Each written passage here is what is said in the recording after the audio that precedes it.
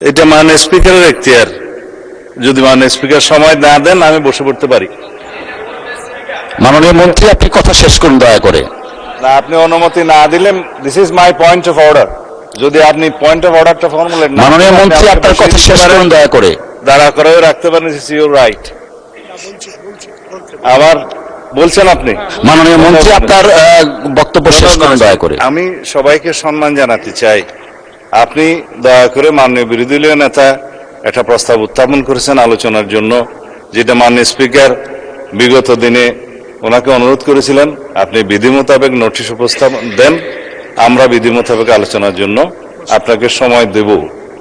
কিন্তু সেটা মাননীয় চিফ হুইপ যেটা বলেছেন যে আমাদের ট্রেডিশন অনুসারে যে প্রশ্নোত্তর পর্ব এবং ৭১ বিধির পরে এই জাতীয় মুলতবি প্রস্তাবগুলো নিয়ে নোটিশ উত্থাপিত হয়, সেই কথাটাই আপনি মাননীয় বিরোধী দলীয় নেতাকে বলেছেন।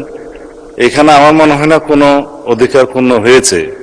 আমার মনে হয় আপনি প্রশ্নোত্তর পর্বের বাকি বিষয়টা যে ৭১ বিধিতে আপনি আজকে উত্থাপন করার সুযোগ দিবেন কি দিবেন না সেটাও আপনার এখতিয়ার, তবে এটা সংসদ সদস্যদের একটা অধিকার। তো এরপরে যদি মাননীয় বিরোধী দলীয় নেতা তার নোটিশের প্রস্তাবটা উত্থাপন করেন, তার এগেনস্টে হয়তো আমাদেরও দুই চার কথা বলার থাকতে পারে, সেটা আমরা পয়েন্ট অফ অর্ডার ফর্মুলেট করেই বলবো।